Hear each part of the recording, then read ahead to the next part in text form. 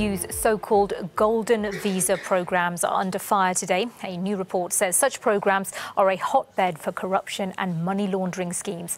13 EU nations currently have them in place, allowing wealthy foreigners to gain citizenship or residency permits in exchange for hefty investments.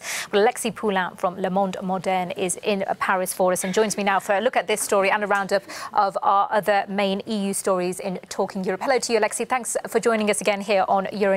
Let's kick off with those golden visas then.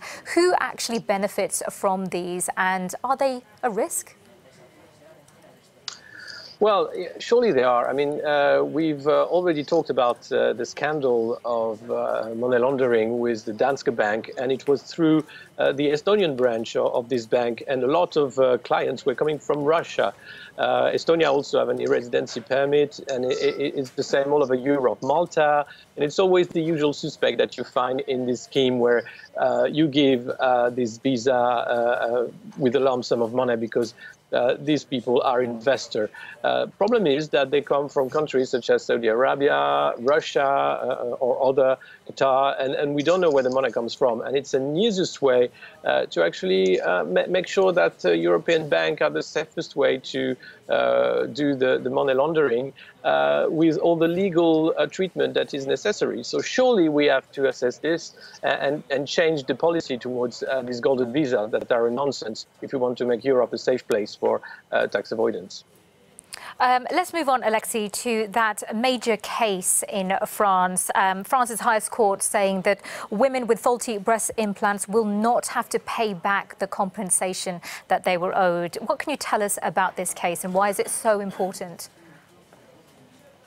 Well, I think it's very important because it raised the question of health regulation and control in Europe of health implants. And it's good that the court ruled that it was not to the woman to pay back the authority that was supposed to make sure that the health wasn't at risk. That's a fair point. Now, the question is, where are we sure that all the medical devices or medical implants like the breast implants are safe in Europe? Because a question is raised by the lawyers of the company TUV Rhineland, saying that the company did a great job and there was nothing to be accused of. So why did this company didn't see that the implants were of poor quality and a risk for the health of this woman? The question surely is important for this court and will make a jurisdiction for the rest of Europe.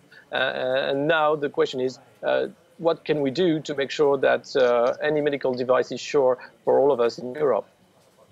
And finally, Alexis, staff at the European Parliament are launching a blog to help and tackle the so-called culture of silence, as it's referred to, around sexual harassment in Brussels. Is this MEP's turn to get the Me Too movement? Well, it's MEPs and politics. I mean, politics is one of the places where it happens a lot, sadly. And we've seen it in France, in the US and elsewhere. And the European Parliament is a place where you have a lot of human talking together, being together. We had already reports of cocaine being found in the toilets of the European Parliament a few years ago. Now that sexual harassment is on the table, I think it's a very good initiative that the women of the European Parliament or the men who have been suffering from sexual harassment can write on this blog and make sure that their stories are known. And so it put pressure on people for good behavior. Especially when you are a member elected of the European Parliament, you have to, show by example. OK, Alexis Poulin from Le Monde Moderne, thanks again for joining us. Great to see you again. We'll see you next week. Thank you.